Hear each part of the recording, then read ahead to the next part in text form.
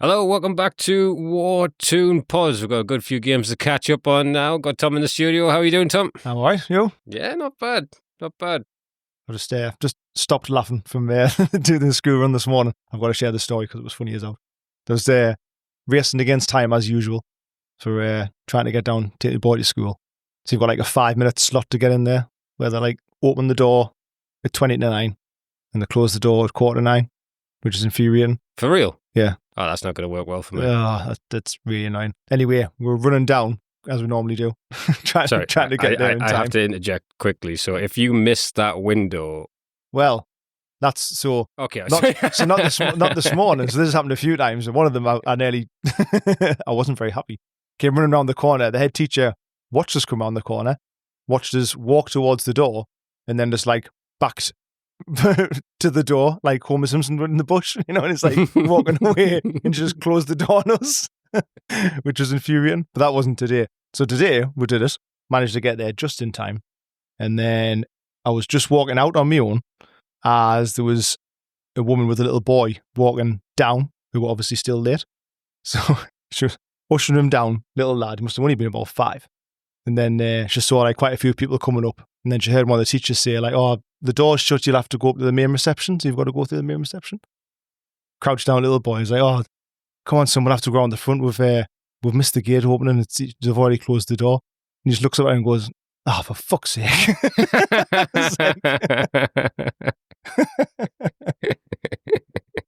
I burst out laughing in front of them, and she looked at me. "Oh, you don't say that." That's classic, that. Cracked us up all the way home.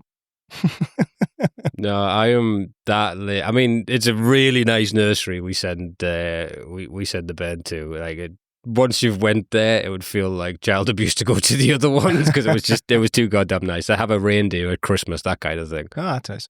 And since I'm never there on time, I've got like my own stock phrases I have to use to not seem like a bad parent. So the breakfasts finish at 9, but if Izzy has breakfast here, she'll drag her feet because she doesn't want to go to nursery. Aye. And I'll never get her in. Plus, there'll be Weetabix in her hair, all sorts. So when I go in at like 9:45, I go, "Oh, she refused breakfast at home." But you can either try it or hear about it.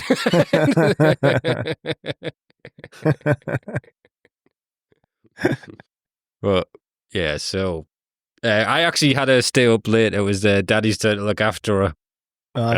Yeah, my partner's first. She's invented a netball club. They had their debut match the day of the Bradford game. All right, okay.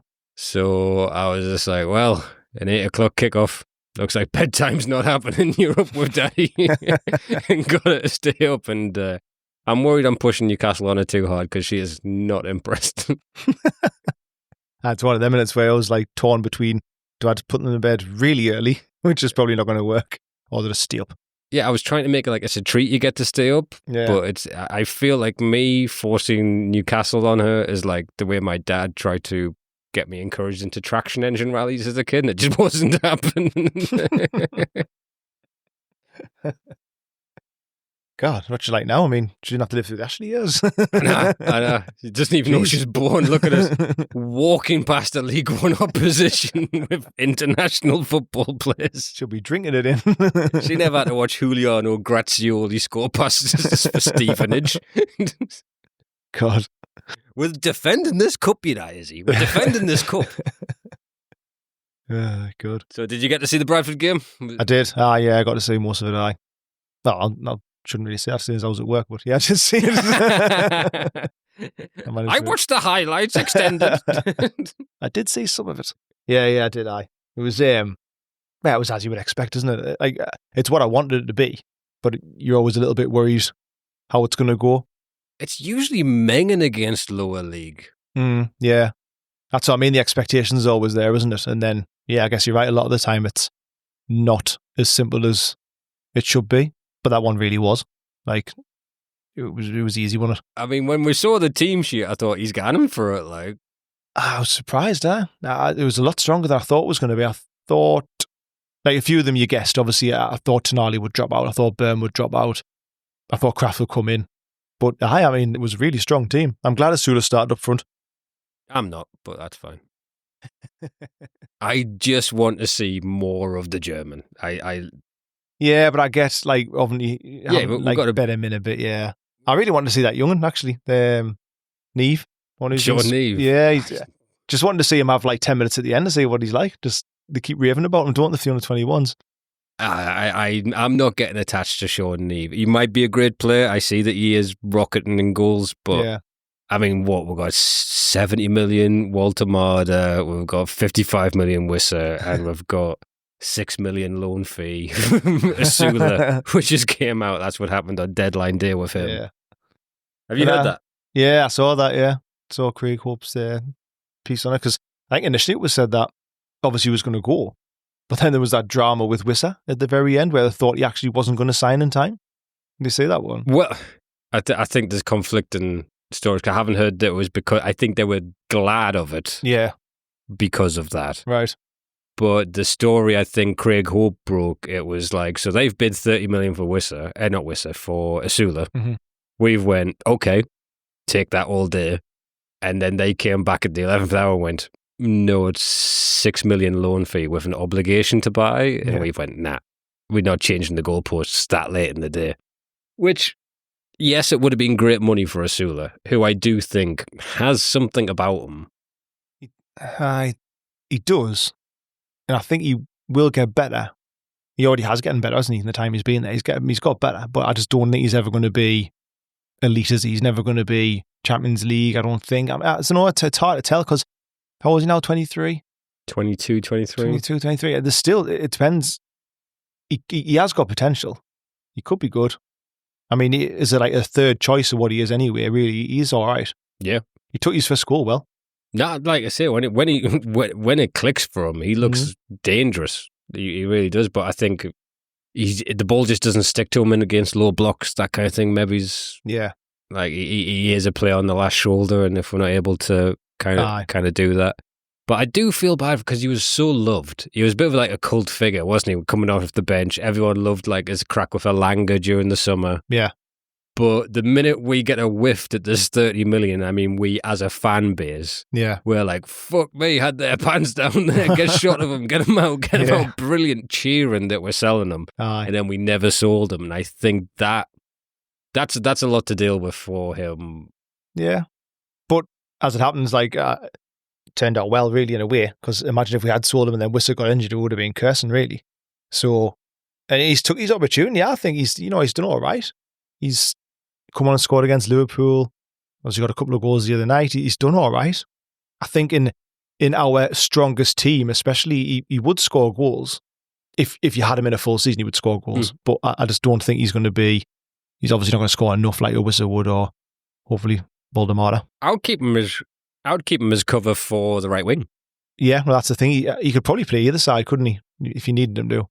So he is, because he's versatile lad as well. He's good to have. I'm quite pleased he stayed now, actually. But there's a funny thing. When you look at that lineup, I mean, from front to back, you're like, first off, we're taking this very goddamn seriously. Look at the centre-backs. I know. That was beautiful. Just seeing that on the team sheet, because we thought we'd have to wait years to see that. Yeah. But I did then, watching all the content building up to the match, I saw that their manager, whose name I forget, was Graham Alexander. Is it? Graham Alexander? Maybe. He was the captain of Burnley. Yeah. When Eddie Howe came in, the 39-year-old captain that Eddie Howe didn't want to play, and it seems like there was some friction between that. Yeah. So there's a story of there was in the post-match. Their manager says, when I saw their team sheet, I knew they're taking this doubly seriously, but I also think Eddie Howe was like, fuck, this guy spoke down to me in the first week of Burnley. I am going to take him down. Bruno, get your shin pads on, mate. You got some nutmegs to hand out tonight. Joe Linton was going to start on the bench, but now he's starting. Yeah, Joe Linton, get that thigh back on. It was a really strong team. Like, I was glad to see Hall start. Yeah. Yeah, I love having him back in. I think we almost, because Tino did so well left back last year and beginning of this season, we forget how well he was playing before he got injured last year. He was like on course for player of the season, I thought, last year, the way he was playing. We didn't know what we were going to do without him until Tino basically pocketed Salah in the cup final, and just there is an argument Tino might be better on the left, which is a little frustrating because we now have two great lefts, and Trips is getting on a bit. Kraft, Mr. Dependable, but you're not going to get him to unlock a defence, or no, you're going to get a 7. Yeah, 6 or a 7 out of 10 every time, but you're not going to see fireworks from him. No. Yeah, I mean, like last season when he got injured, it was literally panic. It sounds daft, but like kind of panicking a bit, thinking, oh, God, like what we're going to do. He was playing that well, and he had such good link up on the left-hand side with mainly like Gordon, really, wasn't it, initially, and then Barnes coming in. But Tino did so well. But to see him back now, it's just, again, it's like looking at the team that started the other day, it's mad now to think that we can do that. Like, we've never, ever been able to do that before. Make, what was it, 7 changes? Mm-hmm. You can arguably say that was a more experienced or better team than the Sunday, to be fair, against Bournemouth. But either way, to rotate your team that much, we've never had that before. And that's what we're going to all sit and complain about, certain people coming in or going out, but we're going to have to do that all season. Otherwise, we're never going to get anywhere. Yeah. Yeah, it's not your wheels fall off, a new one comes in. It's got to be about protection, as opposed. Yeah, definitely. It's got to get the balance, isn't it? I mean, for every, if you see every downgrade of I don't know, say a Kraft coming in, as long as you're not doing it all over the pitch. Mm-hmm. You know what I mean? Like, you're getting balance right there. I think that's what he was trying to do, which worked. I mean, going back Bournemouth, but Bournemouth wasn't a bad result. Do you know what I mean? It was still a good result. So it's good to see the team getting used properly, and see we have to do it going forward. It's a real shame we don't have like Wissa and Ramsey, two players I'd love to be seeing in these games. Yeah, in particular Ramsey. Yeah, like Ramsey's got a bit of intrigue about him. We know what Wissa's capable of, and we're confident he's going to get goals. Yeah, but what Ramsey's going to bring to the team is exciting, or at least a mystery. Yeah, I think he'll get goals as well. I think he'll be it wouldn't surprise if he's our top scoring midfielder if he gets the games, and that could even be ahead of like Gordon, to be fair, because I think he's just one of them who seems to get in the right place at the right time, isn't he? Has that knack, and I think if he's playing games, I think he'll get a few goals. In Bradford, they didn't sit deep, which was obviously handy. Yeah. Appreciate that one, Graham. But so when you look at those two centre-backs and their passing ability, like, they tried to press. Yeah. And there was like one pass to Botman, a pass to Chow, and then it's already pinged out to Hall on the wing perfectly. Yeah. And just to see them play through that, I know it's a League One opposition. I'd love to see that against the Premier League team work as well. But they're fantastic. That back line. Yeah, it looks class. Ramsdale didn't have a chance to look like he impressed. He was a bit unlucky with the goal because he just lashed at him from... Yeah, it was just one of them, really. I mean, it was a bit lax, wasn't it? But I think it was probably the only shot they had, just about one. They didn't really have anything else for Ramsdale to do. They had a header that was straight at him. Like, a guy had a good chance of a header. Yeah. But no, I think it went exactly how I wanted it to. We controlled it. I mean, Bruno and Joe Linton were brilliant. Miley played really well. I'm glad Miley played and got the minutes again. He looked really good. They had to tighten up on him to get any kind of foothold in the game. Yeah. It was Miley that was controlling. Yeah. He was really good at sitting in. I think it's unfair when you got some criticism, I think, from Sunday, wasn't it, from the weekend, saying too conservative, you only ever passes backwards. And so, to me, that's crazy. That, I mean, you think of some of the best, and I'm not comparing it to any of the best players in the world, like defensive midfield, but that is their game, you know what I mean? The break-up play, they get the ball, and you lay it off, you're passing it on, you're looking for the easy pass, you're not breaking up play, getting the ball and doing 50-yard passes. And, I mean, you might do sometimes, but that's not really the game, is it? That's not really how you want them to play.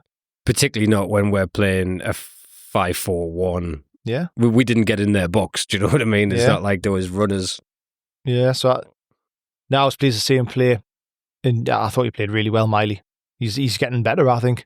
He seems like more physical as well, doesn't he? He looks like a bigger lad now compared to last season. He's someone that if we got rid of, we would be cursing the same amount we would do Anderson in 2 or 3 years' time. Oh, I think so. I think there's a reason why he wouldn't get loaned out. I think if he went anywhere and played week in, week out, he would just get better and better, like, very quickly. He's better off being where he is and playing with Tonali and Bruno, isn't he? To be fair. Bruno looked like he took that match personally. I Like, did. I've never seen a player just be like, I want to score today. Yeah. Like He was good. he had like an outside of the foot shot to clip the bar. That was good, yeah. Him and Joe Linton with Cruyff turns in the box. Yeah. Like, I mean, he's passed for Joe Linton's second goal. Asula's. Oh, no, he assisted Joe Linton as well. Yeah, it was a lovely one. That way, he just kind of held it. Joe Linton just like basically won. I mean, it was against League One. I don't think that ever happened in the Premier League, but the way he wandered into the box and then Bruno just picked him out. It's good finishes from Joe Linton as well. Took his goals well. In fairness, like, he did spoon a couple before that. God bless Joe. Amazing. He was once our striker. It's amazing though, isn't it? Like, no matter what striking crisis we have, we never ever contemplate putting Joe Linton in front. Never. If we'd sold Asula, Wissa got injured, we still would never have thought, well, should we just stick Joe Linton back up front? We'd be looking at our wingers. There's no way they're doing that. I mean, Gordon's played up front, and we've done that before we'd ever put Joe Linton up front. What do you think of Gordon? I think Gordon needs to click a little bit. He's a live wire. He's definite first team. He has just the potential of his physicality is incredible. I think at the minute, for like, if you were picking your best 11, he would be on the left-hand side of it. Because for me, Barnes has took a bit of a dip in form for some reason. I don't know if it's confidence or what. Gordon looks confident. I don't think he's short on confidence. He looks like he's up for it and wants to do well. But for me, he just doesn't seem to be, like it's not clicking. It's not happening, is it? And for me, this season, he needs to have a good season. I think he needs to get some goals and have a good season. Up until half-time of that Liverpool game, I loved what he was pulling out. He was playing great. He was rolling Canate, like we said in the last one. Yeah. But I imagine you probably have a similar opinion, but the one thing this team is crying out for is someone that can deliver a fucking set piece. Aye. Yeah. We do have... It's always down to like Tonali and Trips, really, isn't it? It's like the only two that really... I mean, I had Miley take a corner. That didn't go too well. Yeah, so obviously starting the other day, both of them didn't start, did they? So it's a bit of a problem, isn't it? I don't know. I mean, we bought that set piece coaching, didn't we? And like, everyone keeps saying we're still kind of waiting for something a bit different. Something kind of happened with that. Well, you got to beat the first man for whatever tactic he's trying to put in to work. That's right. Like, I don't know, that's something else that they're looking at. Is like, when you're trying to improve the squad, you've got really good players already, but maybe you can bring in someone extra who's got that set piece quality and stuff like that. Tell you, that must be, on a match day, the most stressful coaching position. Because like there is a score of how you do. Do you know what I mean? Like, yeah, it's like it's very like obvious, isn't it? Like, you know exactly what you're looking at, and you can scrutinize it as much as you want, really. Just Eddie Howe turning back, going like, "Are we paying you X amount a year to say aim for Dan Burn?" Tell me you're telling them other than aim for Dan fucking Burn right now. It's like when you're a student and that, and you're going out and you're doing your homework last minute. It's like, well, we could just launch a ball in for Dan Burn. We did that last week. What if we stick him on the back post? All right, so feeling good. And just before we end section 1, how do you feel about the next round? Interesting. Maybe a good game. Yeah, that'll be the one on Sky. I'm glad we're at home. I'm glad we're getting another home tie. That's the main thing. If we can get a few home ties before getting further in. One thing I found, there's little moments that show that there is a change. Obviously, it's hugely different from 3-4 years ago. But there's just little, so there's a TalkSport clip of Cundy and the other one. Uh-huh. And they're watching the live draw while talking to the thingy. And he is so devastated that they've got Newcastle at home. Oh, right. And he's like calling it's Michael Brown, I think it was, the ex. Oh, this Spurs player drawing it. Right. And he's cursing him out for drawing Newcastle. And it's just the idea that this Super League club now is like, oh, fuck, we got Newcastle. That is such an indication, and it's beautiful. I love it. It is. That, especially at home. I think, obviously, nobody likes playing St. James's at the minute. There's plenty of managers talked about it, and even Barca managers commenting on it and saying like how nobody likes to play in Newcastle. It's good though. It's what Eddie Howe's done, isn't it? Little fortress. We'll get to that Barca game. So we are massive. All right, we're going to end up section 1. So a quick roundup on the other games we've missed since the last episode. Bournemouth, that was What do you? I mean, I got no problem with the result, but what did you think about watching that? It wasn't a great watch. It was frustrating, wasn't it? I thought, because they were there for the taking, but it's almost for me as if we'd set up just that's fine. We'll get a point and we'll move on. Didn't seem to want to push it too much. That's what it looked like to me, because they were there for the taking. Bournemouth would contain them that well. Defensively, we were like solid. I don't think we looked like conceding, but we just didn't have anything up front, did we? No. I mean, for me, I've still got PTSD from I went to the Bournemouth at home game last season where they just and they battered us. just did a job on us. Like I've seen teams beat us. I've seen us slip a few goals and then lose out. But I've never sat and watched someone tactically beat us. They set up very easily. It was if we go over the halfway line, they chop you down. Tyler Adams was ridiculous. That's it. That match, he should have been like 13 tactical fouls with no booking. But it was the tactic of we press everyone but Dan Burn. Yeah. Dan Burn and Pope weren't pressed. They were allowed the ball because they were confident they couldn't ping it over the press, and they got it right so much. I think we shipped a late goal to make it 4. Kirkers got that one. Yeah, it was this Clivert hat-trick. Clivert hat-trick then Kirkers, yeah. But they were just so impressive. We had very little. Again, but every time we just got chopped in the halfway line, which we've got to get used to, we got to do the same. That's a frustrating element of the game when tactical fouls are actually punished and not. Do you know what I mean? I think that should be a VAR thing. By the way, because if you want the ball in play, if you want all these bullshit rules saying, the negativity, tactical fouls benefits. Yeah. So I like rid of that. But yeah, if you told me after playing Barcelona 4 days beforehand, we get a point away to Bournemouth with how they're playing this season, take it. Yeah, that's what I mean. 100% before the game would have took it. It was just an element of frustration the way the game went that we didn't win it because it was kind of there for the taking. But overall, I think it was a fair result because both of us weren't great. Oh, we didn't even step in their box in the second half. They didn't look like scoring, we didn't look like scoring, so it was probably right. But it was just like what could have been, really, wasn't it? The way we expected Bournemouth to be a lot better, really, or I expected them to be a lot better than they were. So I thought coming away with a draw would have been good. But it's still a good result. I will say this, if we play those, I mean, I don't like the back five. I don't think that's our shape. No, I don't. But if we play those 3 big buggers at the back, it's going to be difficult for anyone to score. Nick Pope's an excellent shot stopper.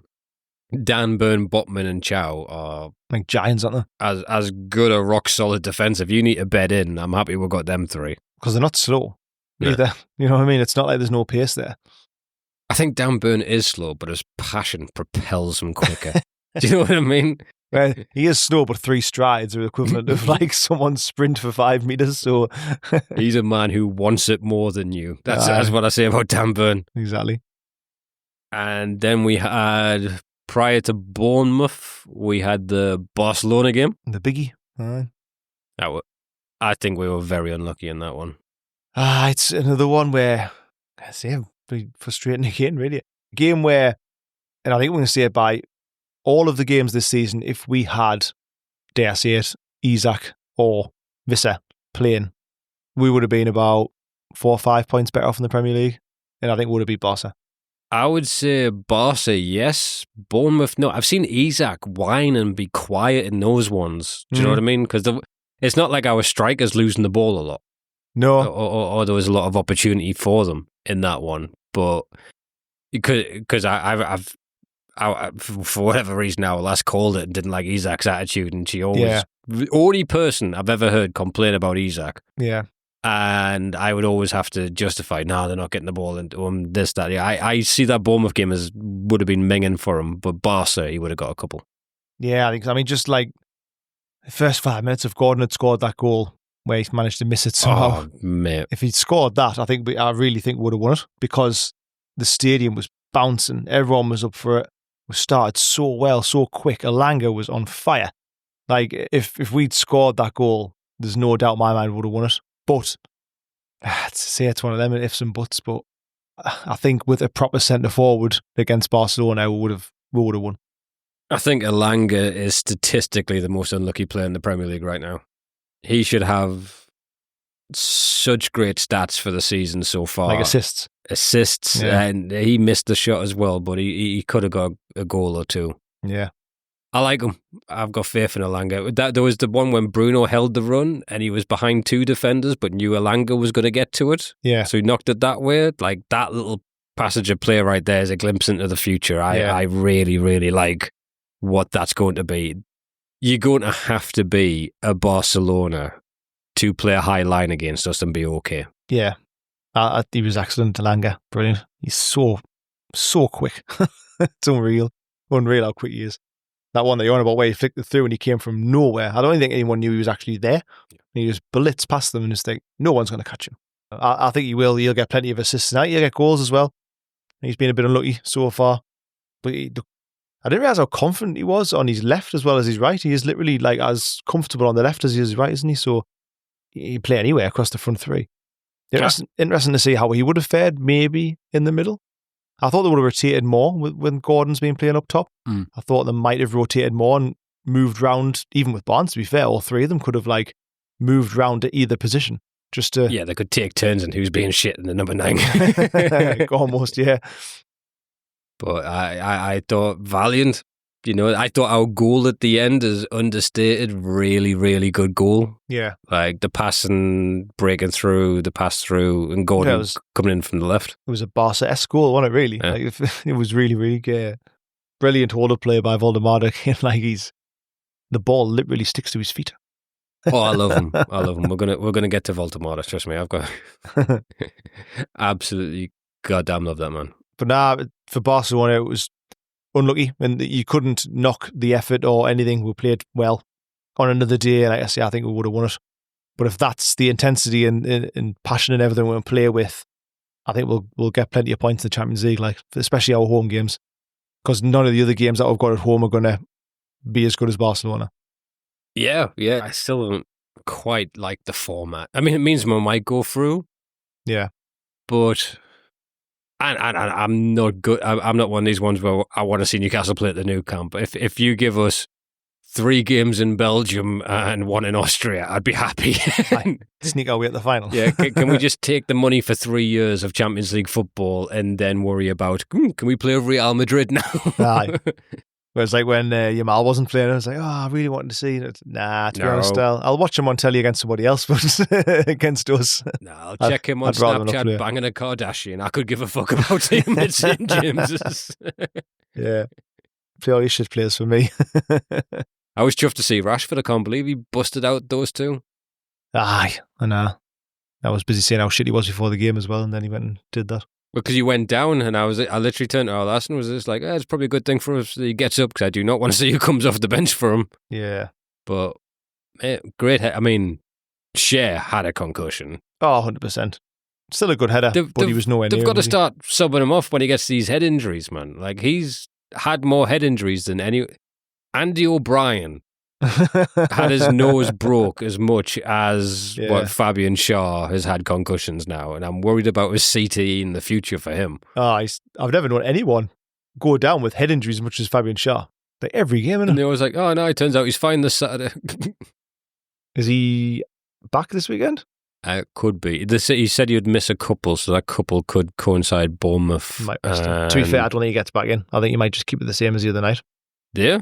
Possibly. I think he goes to a 3 at the back. Yeah, it could be right about last time at home, didn't it?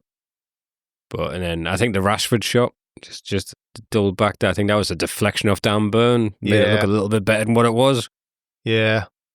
It was a good goal. It's one of them, wasn't it? It didn't clear our lines. Like, it was Dan Burn who tried to clear it and then went to him, but didn't expect him still to score that. But didn't disgrace ourselves. We played it well. And they were great. I mean, their fullbacks, I want to say Arejo. Yeah. No, is it Kunde or Arejo on the right? I think it was a Kunde playing on right the right back. Yeah.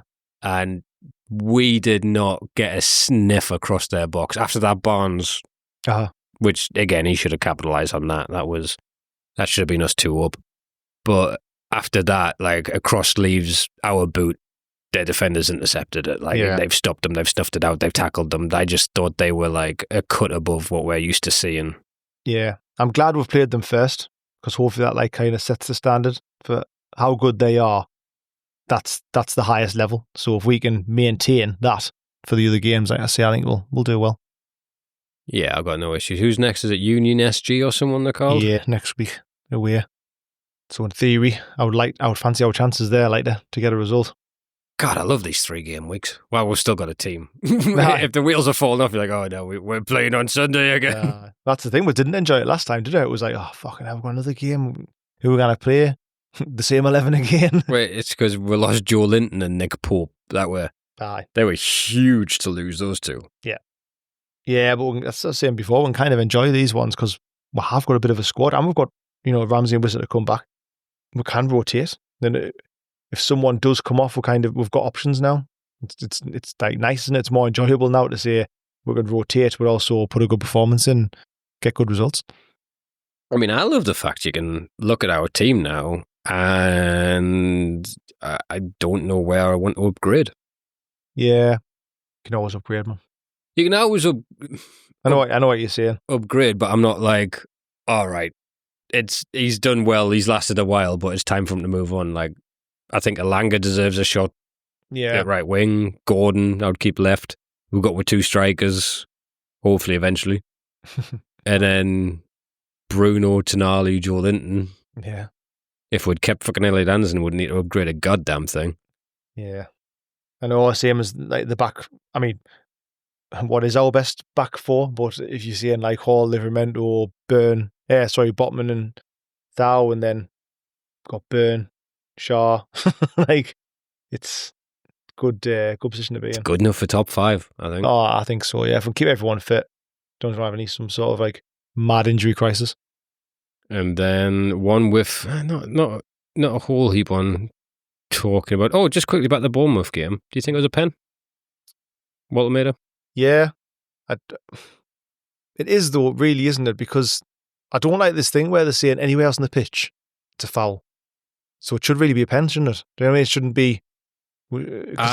I don't like they went, but he's tall, he wouldn't have went down. Yeah, I hate that. You can't use like an excuse like that. It's either a foul or it isn't. It's like when Havertz put his elbow through Dan Burn's skull. Aye. For Chelsea that time. Yeah. And they were all like, oh, well, he's really tall, his head's in the way. It's like, no, you elbowed someone in the face. I'm sorry if he's taller than you. I think looking at it, it's a foul, so it should be a penalty. That's the way I see it. I know it might have been looking a bit soft, but at the time I thought it was a penalty. Since there was almost 0 highlights from that game, and other than saying Chow should have been sent off. That's the only thing I thought. Yeah, it's like made itself up, hasn't it? Because really, if that wasn't a penalty, then that should have been a sending off. So, but what he should have done, because he gets his shirt pulled and he falls flat and he falls forward. What he should have done is span himself away from it, because then it's like, oh, he's pulled him back and he's span like a spinning top almost. Yeah. If he'd done that, it would have looked more natural. But instead, he's went, I'm being fouled. I mean, Walter Maida went down as if, like, an armed robber's just walked in Tesco and went, everyone on the floor. He's like, okay, I'm sorry. Yeah. He obliged to the floor. Yeah. I thought it was a penalty, but it could have been a bit soft, I suppose. No, if you're ripping the player's shirt beyond his shoulder, and if in the rules you're not allowed to tug on players' shirts. Yeah. Which, this is where the inconsistency becomes a pain in the ass, because Manchester United on opening game of the season, they get a penalty for holding in the box on a corner.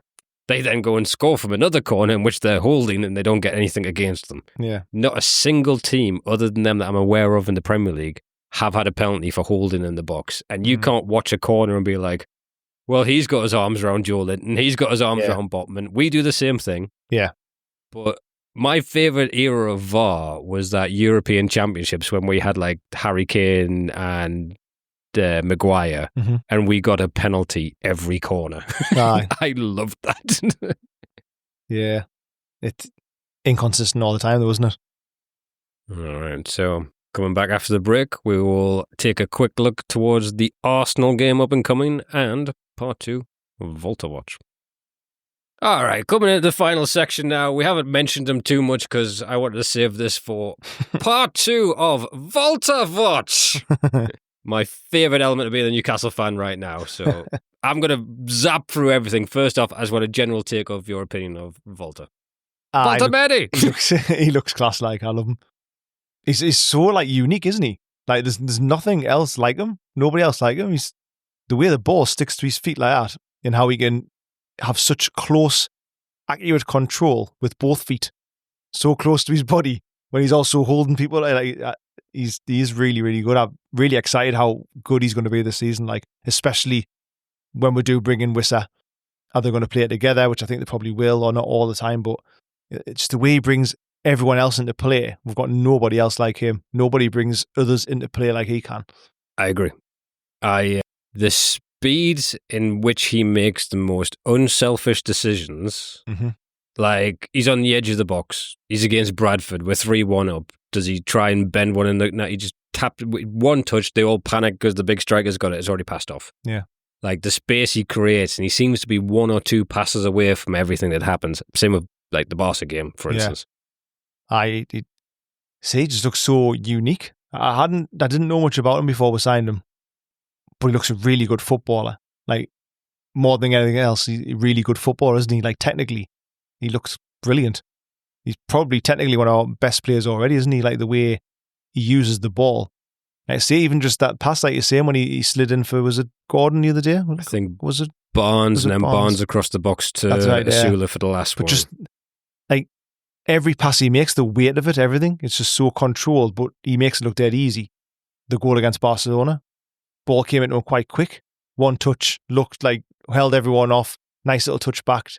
Say he's football brain. He's obviously got a high like level football IQ, hasn't he? Because he thinks of these things really quick. He doesn't dwell on it too long, but he just manages to bring everyone in. But he also draws a lot of attention, doesn't he? So all the attention automatically just draws to him when he gets the ball. And then all of a sudden you can see like Alanga or whoever is going like, right, now I'm away. It brings up a whole new dynamic to our team. Massively. I got to be honest, when it was building up to his debut, I watched both the Germany games. And when he didn't do too well against Ireland, it's hard for me to go, well, he's against Paddy McNair. What's he meant to do? You know? Yeah. So I was like, I hope he's decent. And then that debut, I thought was pretty faultless for what you wanted to see from him. Yeah. There was times when there was like 4 people around him and he flicked the ball up in a second and it was at Barnes' feet. Barnes was offside. But that to make that pass and to pull that pass off was excellent. Yeah. And then all we've heard since we've signed him is don't expect goals of his head. He's not a target man. And then bang, what a goddamn header that was. You don't get that unless you're 6. Like he was like rocking back. It was like a fadeaway jump shot. Yeah. But he still had the power in his body because he's not regular sized. I loved it. I loved his first goal was a header. So you can do all that plus the thing that we were worried he couldn't do. Yeah, exactly.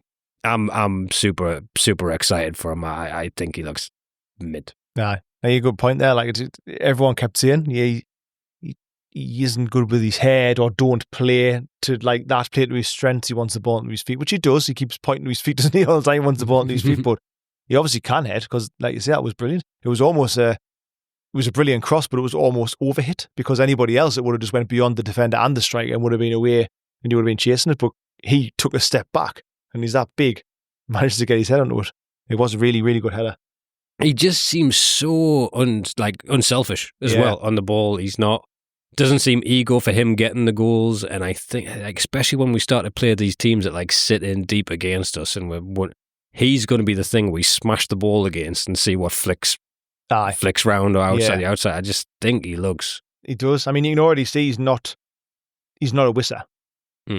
He's not on the shoulder of the defender. Yeah, nah, he's not on the shoulder. He's not going to get a half chance at the shot where maybe he could pass or could go himself and then go himself. He doesn't look like that, whereas like a Wissa would. But he just looks, I mean, if I was Gordon or Alanga, and if he's playing number 9, you would think like I'm going to get goals here because the amount of space he'll create for them, it'll be ridiculous. Do you know what I mean? Them coming in from either wing or whatever, he's going to get goals, he's going to get assists. Yeah, he looked really good. I don't think we've messed up this transfer window. No, He's the one. I think he raises the entire team. yeah, It's going to be frustrating because we're used to a different style of play, and he probably won't get as many. yeah. But there was a funny thing I heard. Like, basically, we don't have to worry about him getting injured because he won't lose a yard of pace because he doesn't have any. So he can last for like 10, 15 years doing what he's doing and just getting better. A bit like a Giroud. Yeah, yeah. It'll be interesting to see how he plays, but again, it's just loads of options. Like we were saying before, with the squad size, it's not just about the depth, I suppose. It's like the dynamics of how we can keep changing things now. It's like you could drop him, you could play Wissa, you could play Gordon, Alanga either side, whoever, and that's a strong team. We could play Volta, drop Wissa, and play it again, and he could be like a Firmino type where he's bringing everybody else into it. Or you could play him and Wissa together. And I don't know if that's what longer term he's going to look at doing, where he's going to look at maybe having 2 at the base of midfield and having like a 10. Like a 4-2-3-1. Yeah. I've seen Luke Edwards. Right. He's the reporter, Luke Edwards, right now. Yeah. I've seen him say that we're looking to evolve into that, and I thought, if you stick him as a number 10, he's a fucking giant. Do you know what I mean? Like, he'd be a nightmare to defend against, wouldn't he? Absolute nightmare. And you think, well, right, okay, if you're a number 9 target man and you're big, I'm just going to try and bully you. I might try and like annoy you, elbow you, whatever. But he's not. He's really big and awkward. But he gets the ball to his feet and you can't get around him. Like, you cannot get around him. So back, yeah. He's just, like I say, he's so unique. He's going to be a nightmare to defend against. And yeah, if he does end up playing like a 10 with Wissa, I can only imagine like the pace we've got around him for him in the way he uses the ball. That's exciting. And then we're not even taking into consideration the Eddie Howe factor. Yeah. With the amount Eddie improves players, and what this raw talent he has, you can see exactly why Bayern Munich wanted to replace Harry Kane with this guy. Yeah. Like, you're not like, oh, where did that come from? And since I've been remarkably obsessive over him, I've been watching all the kind of transfer-linked scouting reports on him. Yeah. Before Newcastle were linked with him. Yeah. And they were like, Bayern need to get in fast before Barca and Real Madrid are coming. Real Madrid have reached out. Chelsea want him. And Newcastle's after him. They're like, oh, he doesn't even head. You know what I mean? Like, the way that changes. He doesn't look like Barca player though, does he? He doesn't look like a Real Madrid player. Like, in terms of his image, 6'6", like gangly. Like, he doesn't look the part, but his football is class and his IQ is tremendous. 100%. I do. There's even like, he's got his mates living with him. He looks like Entourage. He's got these 4 mates that all wear the same daft hats. Right. And like, they keep on getting like photos like snapped at Tesco's because obviously he can't hide anywhere. Anyone over 6'6", everyone's like, oh, it's not him. But he's got his mates over here with him, and he basically on my Twitter he says he talked about him saying like, me and my friend were both single, and like the amount of messages he's immediately got. Maybe loving Newcastle then. That's something he's learned. You start a new team, I tell you what, just drop into an interview that you're single, see what happens your first night on the big market. Nah, but he does look class. I'm really excited to see. Well, he doesn't really need to settle in. I don't think he's played good enough. It's just a case of physically maybe, because Howe keeps saying about him getting knackered and being up to speed, but that shouldn't take too long to come. And but that Wolves game, he really busted gut, which I'm not saying he shouldn't do every game, but he was like, there was a time when he tracked back on the sideline and he tackled to play the ball, stayed in play, but he's tracking back and he's doing all the grunt work with it. But the Wolves game was all the emotion as well, wasn't it? And like, you know, I can't even imagine what that must be like to try and play 90 minutes, but then also, you know, the way it was and the feeling of being like you're this brand new shiny star signing who looks really, really good in his debut. I mean, we are very much like, you know, someone on a rebound claiming their new boyfriend is better than the old one. He's lovely. Look at him. Look at him. The other one didn't have long hair. Shite anyway. I never realised how much I disliked pace until I got older. Aye.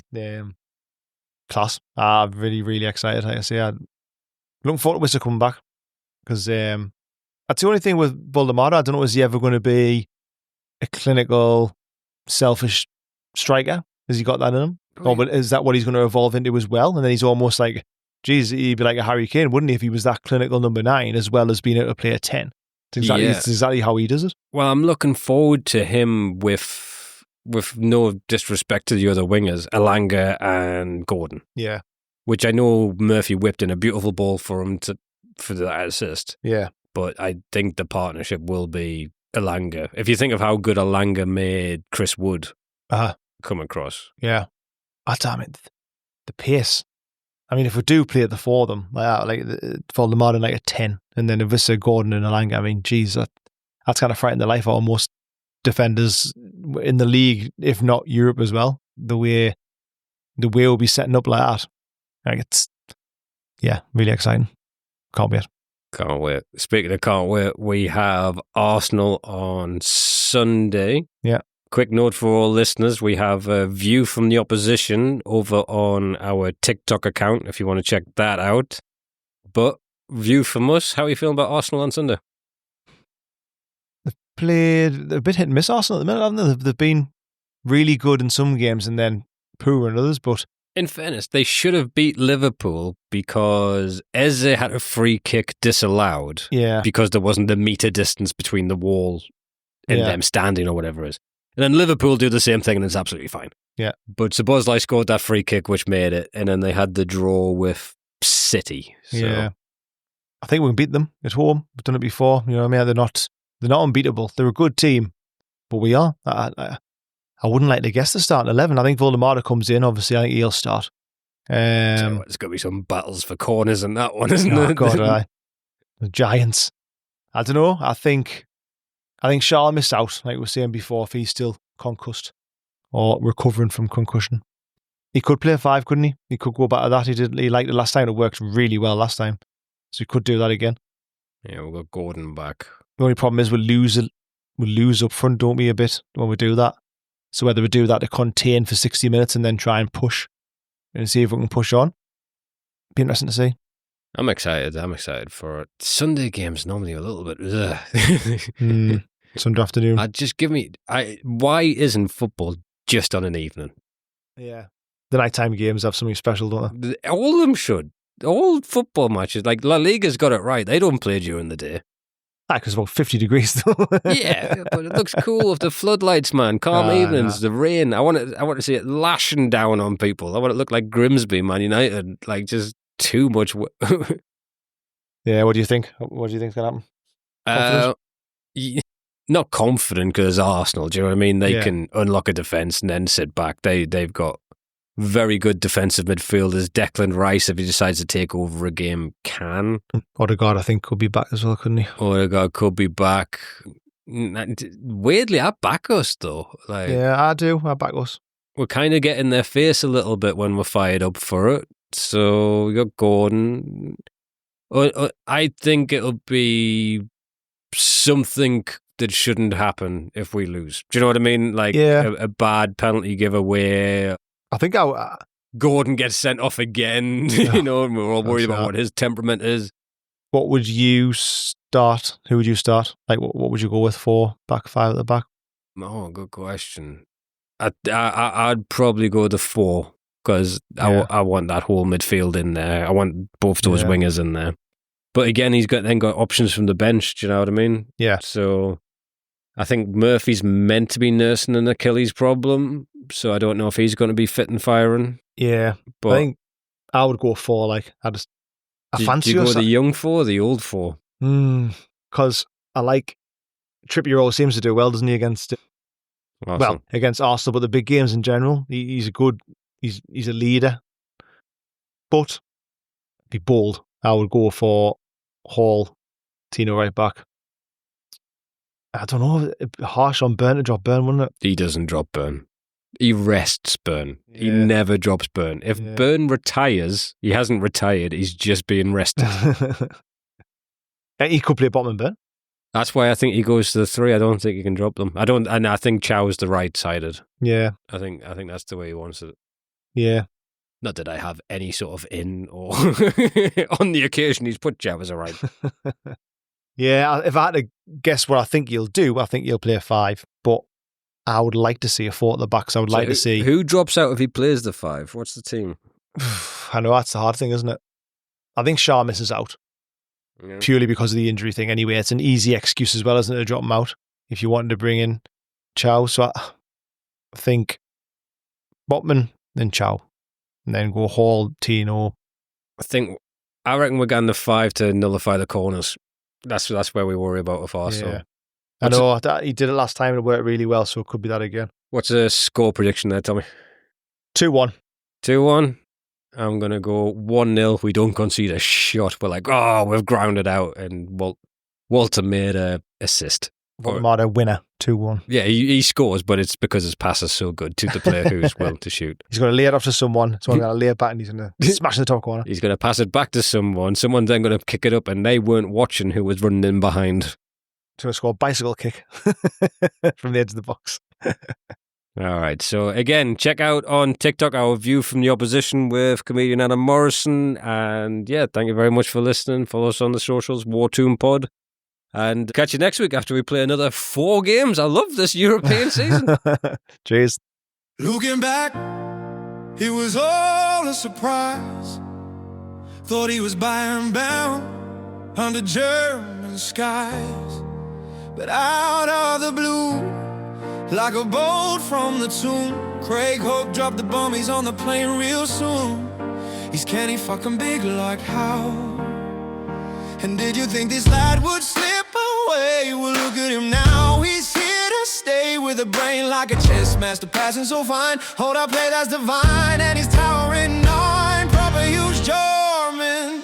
Don't you know it's Volta my day, better than we dreamed, towering like a giant, leading the team. Volta my day, after all the hype, evolving the squad with his massive mind. Volta my day, yeah, yeah, yeah.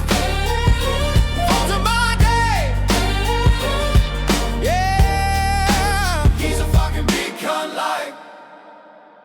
Once we thought the window was shut so tight, no big names coming, just the usual fight. But Walter Mide's here, flipping the script. High IQ vision, making defenders trip. The 2-meter Messi, or the 7-foot George Bestie. You could never guess how he changed the game, linking up the play, putting foes to shame. He's fucking massive, holding the line, evolving Newcastle, making us shine. Volta my day, better than we dreamed, towering like a giant, leading the team. Volta my day, after all the hype, evolving the squad with his massive mind. Volta my day, yeah, yeah, yeah, yeah, yeah, yeah, yeah. Volta my day, yeah, yeah, yeah,